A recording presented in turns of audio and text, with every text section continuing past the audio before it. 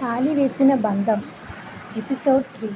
ఇంట్లో పెళ్ళి ఉదయం నుంచి సందడిగా మొదలయ్యింది. పందిరి మొత్తం పూలతో అలంకరించారు. మండపం మీద పసుపు కుంకుమలో ఆవిడ తోరణాలతో అందంగా తీర్చిదిద్దారు. వంటింటి దగ్గర నుండి ఒక రుచికరమైన వంటకాలు వాసన వస్తుంది. ఒకవైపు బంధువుల నవ్వులు, మరొక వైపు పిల్లల అల్లరి, మధ్యలో పెళ్లి పనులు చూసుకుంటూ పెద్దవాళ్ళు హడావిడి. అర్జున్ మాత్రం కొద్దిసేపు ఒంటరిగా నిలబడి ఉన్నాడు. అతని చేతిలో ఫోన్ ఉంది, కానీ ఫోన్ వైపు చూడటం లేదు. అతని చూపు మాత్రం పందిరి వైపు ఉంది. రవి అతని దగ్గరగా వచ్చాడు. ఏమైంది అర్జున్, ఎందుకురా ముభావంగా ఉన్నావు? కాసేపట్లో నీ మజిలీ నిన్ను చేరుకుంటుంది. అంతవరకు కాస్త ఓపిక పట్టు. అమ్మాయితో ఇప్పుడు కొత్తగా మాట్లాడేది ఏమీ లేదు. కాసేపట్లో మీ ఇద్దరి మధ్య బంధం ముడిపడుతుంది. జీవితాంతం ఒకరికొకరు అన్నట్టు ప్రయాణం మొదలు పెట్టాల్సిన వాళ్ళ గురించి ముందే తెలుసుకోవాలి. కానీ ఆ సమయం మించిపోయింది. పెళ్లి తర్వాత అయినా సరే నెమ్మదిగా తెలుసుకోవచ్చు. నువ్వు ఇలా బాధపడకు అని చెప్తూ ఉంటే నాకు ఏమీ బాధ లేదురా. అమ్మాయిని ఎలా ఉన్నా నేను చూసుకుంటాను. కానీ నా గురించి తనకు ఏమీ తెలియదు. కనీసం ఈ పెళ్ళి ఇష్టమో లేదో పల్లెటూరు అంటేనే ఎక్కువగా పెద్దలు నిర్ణయిస్తారు కదా. నా అభిప్రాయం అది. అలా ఉండిపోయింది నాకు. ఒకసారి తనతో మాట్లాడి నేనంటే ఇష్టమో లేదో అడిగి తెలుసుకుందామని తప్ప ఇంకా నా మనసులో ఎటువంటి ఉద్దేశం లేదురా అని అర్జున్ రవితో అంటాడు. అది నాకు తెలుసురా. నువ్వు ఎవరిని కష్టపెట్టవు. నన్ను నమ్ము. నీకు నీ మనసును అర్థం చేసుకునే అమ్మాయి నీకు భారీగా నీ దగ్గరగా వస్తుంది. ఇంకా ఎక్కువగా ఆలోచించుకు అని చెప్తూనే రవి అతని ముఖాన్ని గమనించాడు. మనసులో నందిని మెదులుది. అర్జున్తో నందిని కనిపించడం లేదా అని అడుగుతాడు అర్జున్. వెంటనే అతని వైపు చూస్తాడు. నందిని ఎవరు? ఆ మాటకు అర్జున్ నోరు తెరిచి అతని వైపు చూస్తాడు. నిన్న పరిచయం చేసిన అమ్మాయి. మళ్ళీ ఎవరిని అని అడుగుతావేంట్రా? ఓ, అది నాకు తెలుసు. అయితే ఇప్పుడే నందిని ఎవరు అని ఎందుకు అడిగావు? రవి సూటిగా అర్జున్ కళ్ళలోకి చూస్తూ అడిగేసరికి తడబడిపోయాడు అర్జున్. తన తడబాటుని కవర్ చేసుకుంటూ నేను అలా అడగలేదు, నువ్వే అడిగావు. నేను విన్నాను. నాకు మరీ అంత చెవిడేమీ రాలేదురా. నేను వినిపించలేదనంత దూరం కూడా లేను. నా దగ్గర నువ్వు దబాయించుకు. ఏంటి సంగతి అని కళ్ళెగరేస్తూ రవి అడిగేసరికి అర్జున్ కోపంగా నోరు మూసుకో. అర్జున్ నవ్వుతూ రవి, అర్జున్ నువ్వేదో దాస్తున్నావు. నేనేమీ దాయటం లేదు రవి. నీకెందుకు ఇప్పుడు ఆ అనుమానం వచ్చింది? నీ దగ్గర నేను ఏదైనా దాస్తానా చెప్పు. ఆహా, అంత భారీ డైలాగులు వద్దమ్మా. నీ ప్రేమ విషయం దాచావు అని రవి అనగా అర్జున్ ఉన్న కాస్త హుషారు కూడా పోయి అది చెప్దామనే లోపలే ఏదో జరిగిపోయిందిరా అని బాధపడుతూ ఉంటే సారీరా, ఆ విషయం ఎత్తి నీ మూడు పాడు చేశాను, నన్ను క్షమించురా అనేసి అంటే నువ్వేమీ తప్పు చేయలేదురా. నన్ను క్షమించమని అడగడానికి నేను ఏదో అనుకుంటే ఏదో జరిగింది. ఇప్పుడు ఇంకొకటి జరగబోతుందేమో చూద్దాం. ఎప్పుడు ఎవరికి ఏది రాసిపెట్టి ఉంటే అది జరుగుతుందని బామ్మ అన్న అప్పుడప్పుడు చెప్తుంది కదా అని అర్జున్ అంటే అప్పుడు రవి అయితే నేను ఒక ప్రశ్న అడుగుతాను. సరే అడుగు రవి. అప్పుడు రవి, నిన్న నందిని వెళ్ళిపోయిన తర్వాత నువ్వు ఆమె వైపు ఎందుకు అంతసేపు చూసావు? ఆ ప్రశ్నకు అర్జున్ ఒక్కసారిగా మారిపోయింది. నేను చూడలేదు, గంభీరంగా చెప్పాడు అర్జున్. అవునా? అవును అని రవికి చెప్తే ఆమె వెళ్ళిన దారి వైపు నీ మెడ ఎందుకు తిరిగింది? ఆ మాటకు అర్జున్ అతన్ని కోపంగా చూశాడు. ఇలాంటి ప్రశ్నలు వేయకు. ఎవరైనా వింటే తప్పుగా అర్థం చేసుకుంటారు. ఇది మన సిటీ కాదు, పల్లెటూరు. వెనక ముందు చూసుకొని మాట్లాడరా. కాసేపట్లో పెళ్లి చేసుకున్న నేను అమ్మాయికి సైట్ కొడుతున్నానని అడుగుతున్నావా నన్ను? రవిని నాలుగు బాధడానికి చూస్తూ ఉంటాడు అర్జున్. రవి నవ్వుతూ అక్కడి నుండి తప్పుకుంటాడు.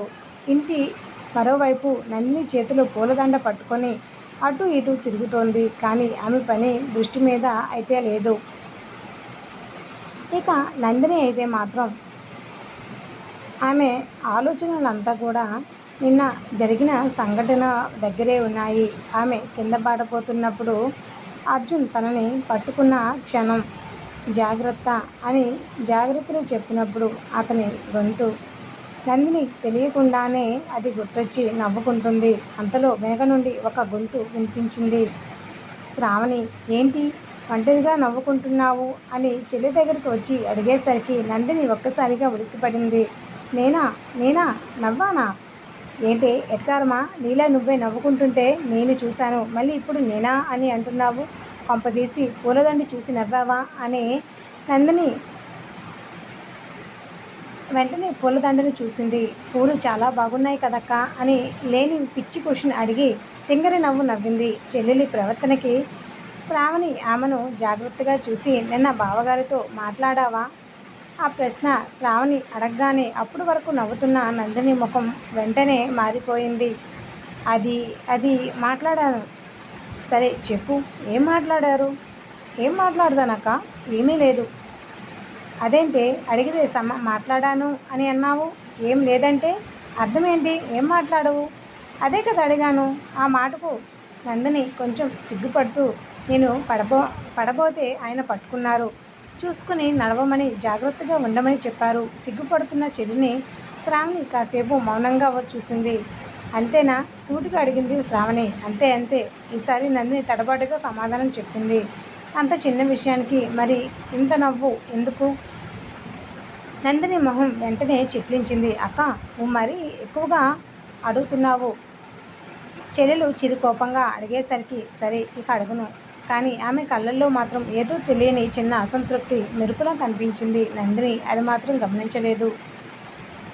కొద్దిసేపటి తర్వాత పెళ్ళింటి ఆవరణంలో అర్జున్ కుటుంబ సభ్యులు కూర్చున్నారు. సీతమ్మ బామ్మ అందరితో మాట్లాడుతూ ఉంది. అర్జున్ ఒక మూలన కూర్చున్నాడు. అప్పుడే నందిని చేతిలో గ్లాసులో కాఫీ తీసుకుని అక్కడికి వచ్చింది.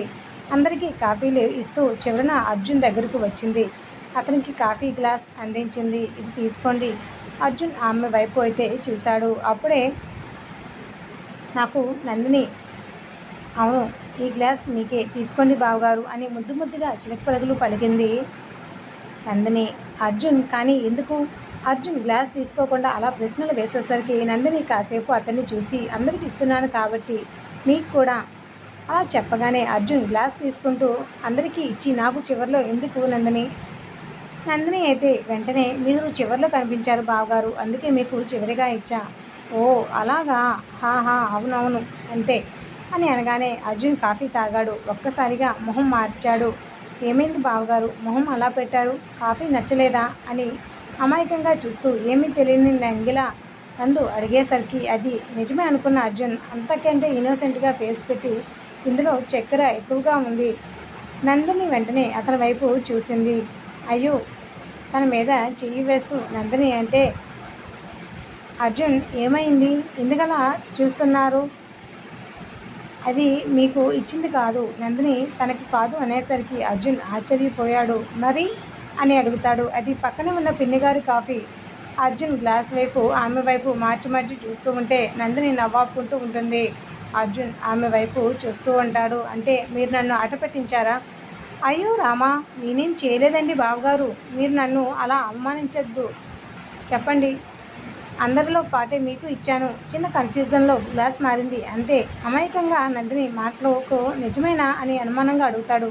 నిజమే అని నందిని చెప్తుంది. పర్వాలేదు, అమాయకం అనుకున్నాను కానీ తెలివైన వాళ్ళే అందు నందినిని చూస్తూ స్మైల్ ఇచ్చాడు అర్జున్.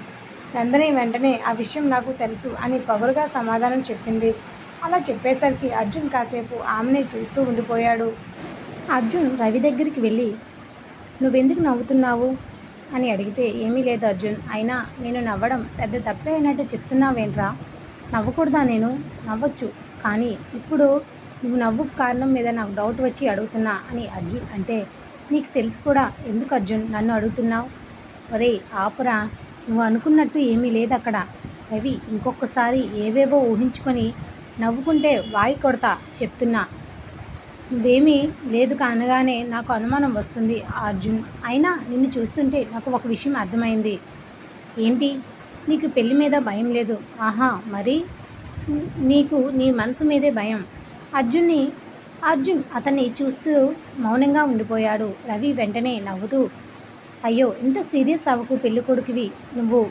అర్జున్ మాత్రం ఏమీ మాట్లాడలేదు. అతని చూపులు మళ్ళీ నందిని వైపు వెళ్ళాయి. నందిని పిల్లలతో కలిసి అల్లరి చేస్తుంది. ఒక చిన్న పిల్లవాడు ఆమె చేతిలో పూలదండ లాక్కొని పరిగెత్తుతాడు. అయ్యో ఆగు అంటూ ఆమె అతని వెనకే పరిగెత్తుతుంది. అర్జున్ ఆమెను చూస్తూ చిన్నగా నవ్వుకున్నాడు. రవి ఆ నవ్వును కూడా గమనించాడు. కానీ ఈసారి ఏమీ అనలేదు. అదే సమయంలో శ్రావణి పక్కన కూర్చున్న ఒక బంధువు అర్జున్ వైపు చూస్తూ మాట్లాడింది.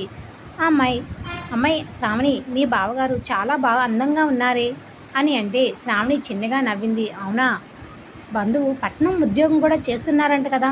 అవును, నీ నీ అదృష్టం బాగుందమ్మా. శ్రావణి మొహంలో చిరునవ్వు ఉన్న ఆమె చూపు మాత్రం కాసేపు అర్జున్ వైపు వెళ్ళింది. అర్జున్ నందినితో మాట్లాడుతున్నాడు. నందిని ఏదో చెప్పి నవ్వుతుంది. అర్జున్ కూడా నవ్వుతున్నాడు. శ్రావణి ఆ దృశ్యాన్ని గమనించింది. ఆమె ముఖంలో చిన్న చిరునవ్వు మెల్లగా తగ్గింది. కానీ వెంటనే తన భావాన్ని దాచుకుంది. సాయంత్రం సమయం, పెళ్లి కార్యక్రమాలు మొదలయ్యే సమయం దగ్గర పడింది. అర్జున్ను పెళ్ళికొడుకుగా తయారు చేస్తున్నారు. అతని స్నేహితులు అతన్ని ఆట పట్టిస్తున్నారు. రవి, అర్జున్ ఇంకొన్ని గంటల్లో నీ జీవితం పూర్తిగా మారిపోతుందిరా అది అందరూ ఎందుకు చెప్తున్నారు రవి అని అంటాడు. ఎందుకంటే నిజమే, అదే నిజం కాబట్టి. ఎందుకంటే ఈ పెళ్లితో బ్యాచిలర్ లైఫ్ స్వస్థ పలుకుతావు. అంతేకాకుండా కొత్తగా నీకంటూ ఒక బంధం ముడిపడి ఉంటుంది.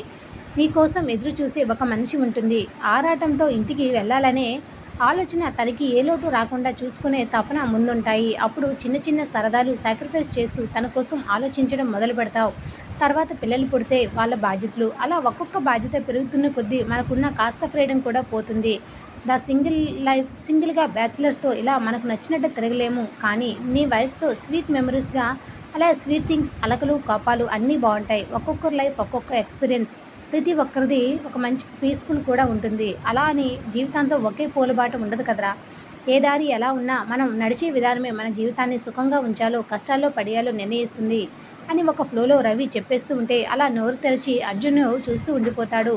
అర్జున్ అలా షాక్లో చూస్తూ ఉండడం చూసి ఏమైంది బావా అనేసరికి, నువ్వు ఎప్పుడు ఎంత జ్ఞానబోధ చేస్తూ బుద్ధిమంతుల్లా కనిపిస్తున్నావు అని అంటే, పెళ్లి ఎక్స్పీరియన్స్ అంటే ఇంతే బావా. ఎప్పుడు నీ దగ్గర అల్లరే కాదు, అప్పుడప్పుడు నీ చెల్లి దగ్గర బాధ్యత కూడా ఉంటాను. అందుకే నా ఎక్స్పీరియన్స్లో కాస్త నీకు నూరు పోస్తున్నా. ముందు జాగ్రత్తగా కొన్ని విషయాల్లో జాగ్రత్త పడతావని.